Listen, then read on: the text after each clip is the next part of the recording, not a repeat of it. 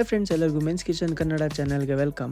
ಇವತ್ತಿನ ರೆಸಿಪಿಯಲ್ಲಿ ನಾನೊಂದು ಸೊಪ್ಪು ಪಲ್ಯವನ್ನು ಮಾಡೋಣ ಅಂತ ಅಂದ್ಕೊಂಡಿದ್ದೀನಿ.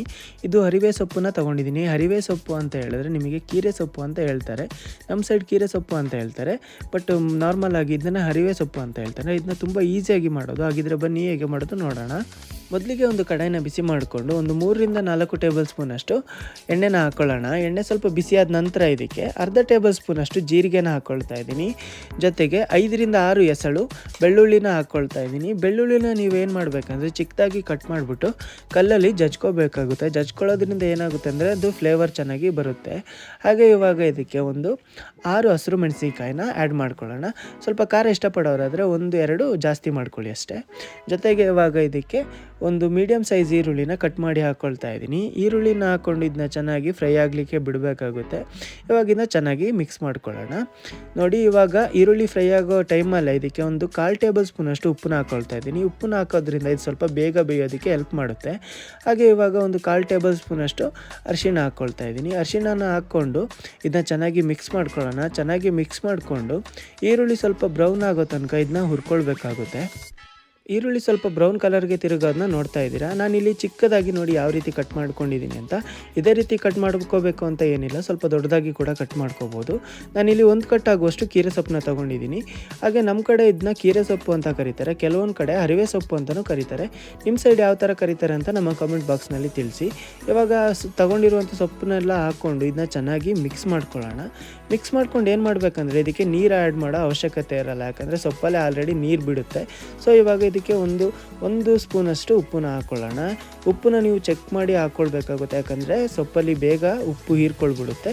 ಇವಾಗ ಇದನ್ನ ಮುಚ್ಚಿ ಒಂದು ಮೀಡಿಯಮ್ ಫ್ಲೇಮಲ್ಲಿ ಇಟ್ಕೊಂಡು 1-2 ನಿಮಿಷ ಹಾಗೆ ಇದನ್ನ ಕುಕ್ ಆಗ್ಲಿಕ್ಕೆ ಬಿಟ್ಬಿಡೋಣ.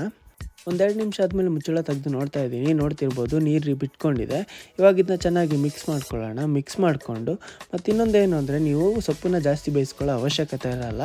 ಒಂದು 6-7 ನಿಮಿಷ ಬೇಯಿಸ್ಕೊಂಡ್ರೆ ಸಾಕು, ರೆಡಿ ಆಗಿಬಿಡುತ್ತೆ. ಈಗ ಮತ್ತೆ ಒಂದು ಸಲ ನಾನು ಮುಚ್ಚಳ ಮುಚ್ಚಿ ಜಸ್ಟ್ 1-2 ನಿಮಿಷ ಎಕ್ಸ್ಟ್ರಾ ಕುಕ್ ಮಾಡ್ಕೊಂಡಿದ್ದೀನಿ. ಈಗ ನೋಡ್ತಿರ್ಬೋದು ನೀರು ಪೂರ್ತಿ ಡ್ರೈ ಆಗಿದೆ. ಈ ಸ್ಟೇಜಲ್ಲಿ ನಾವು ಸ್ವಲ್ಪ ನೀರನ್ನ ಆ್ಯಡ್ ಮಾಡ್ಕೊಳ್ಬೇಕಾಗುತ್ತೆ. ಇನ್ನು ಸ್ವಲ್ಪ ಬೇಯಬೇಕು ಸೊಪ್ಪು. ಅದಕ್ಕೋಸ್ಕರ ನಾನಿಲ್ಲಿ 1/4 ಗ್ಲಾಸಷ್ಟು ನೀರನ್ನ ಹಾಕ್ಕೊಳ್ತಾ ಇದ್ದೀನಿ. ತುಂಬ ನೀರು ಹಾಕ್ಕೊಳ್ಳೋ ಅವಶ್ಯಕತೆ ಇರಲ್ಲ. ಜಸ್ಟ್ ಒಂದು 1/4 ಗ್ಲಾಸ್ ನೀರು ಹಾಕ್ಕೊಳ್ಳೋಣ.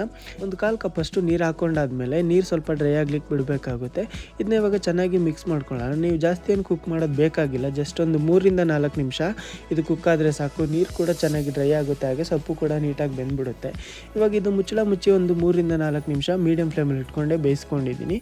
ನೋಡ್ತಿದ್ದೀರಾ ಆಲ್ರೆಡಿ ಚೆನ್ನಾಗಿ ಕುಕ್ ಆಗಿದೆ. ಇವಾಗ ಈ ಸ್ಟೇಜಲ್ಲಿ ನಾನು ಇದಕ್ಕೆ ಒಂದು ಅರ್ಧ ಕಪ್ ಆಗುವಷ್ಟು ಕಾಯಿ ತುರಿನ ಹಾಕ್ಕೊಳ್ತಾ ಇದ್ದೀನಿ. ಕಾಯಿ ತುರಿ ಹಾಕೋದ್ರಿಂದ ಒಂದು ಒಳ್ಳೆ ರುಚಿ ಕೊಡುತ್ತೆ, ಅದಕ್ಕೋಸ್ಕರ ನಾನು ಕಾಯಿ ತುರಿ ಹಾಕ್ಕೊಳ್ತಾ ಇದ್ದೀನಿ. ನಿಮಗೆ ಇದು ಆಪ್ಷನಲ್ ಆಗಿರುತ್ತೆ, ಬೇಕಿದ್ರೆ ಹಾಕ್ಕೊಳ್ಬೋದು, ಇಲ್ಲಾಂದರೆ ಸ್ಕಿಪ್ ಕೂಡ ಮಾಡ್ಕೊಳ್ಬೋದು. ಇವಾಗ ಇದನ್ನೆಲ್ಲ ಚೆನ್ನಾಗಿ ಸೊಪ್ಪು ಜೊತೆ ಮಿಕ್ಸ್ ಮಾಡ್ಕೊಳ್ಳೋಣ. ಮತ್ತು ಇನ್ನೊಂದೇನು ಅಂದರೆ ನಿಮ್ಮ ಡೈಲಿ ಫುಡ್ ರೊಟೀನಲ್ಲಿ ಸೊಪ್ಪು ಮತ್ತು ತರಕಾರಿ ಯೂಸ್ ಮಾಡೋದ್ರಿಂದ ದೇಹಕ್ಕೆ ತುಂಬಾ ಒಳ್ಳೆಯದು. ಆದ್ದರಿಂದ ನಿಮ್ಮ ಡೈಲಿ ಫುಡ್ ರೊಟೀನಲ್ಲಿ ಸೊಪ್ಪು ಮತ್ತು ತರಕಾರಿನ ಆ್ಯಡ್ ಮಾಡ್ಕೊಳ್ಳಿ ಅಂತ ಹೇಳ್ತೀನಿ. ಇವಾಗ ಇದನ್ನೆಲ್ಲ ಚೆನ್ನಾಗಿ ಮಿಕ್ಸ್ ಮಾಡಿಕೊಂಡು ನಾವು ಸ್ಟವ್ನ ಆಫ್ ಮಾಡ್ಕೊಳ್ಳೋಣ. ನೋಡಿದ್ರಲ್ಲ ಫ್ರೆಂಡ್ಸ್, ಎಷ್ಟು ಈಸಿಯಾಗಿ ನಾವಿವತ್ತು ಹರಿವೆ ಸೊಪ್ಪಿನ ಪಲ್ಯನ ಮಾಡಿದ್ದೀನಿ ಅಂತ.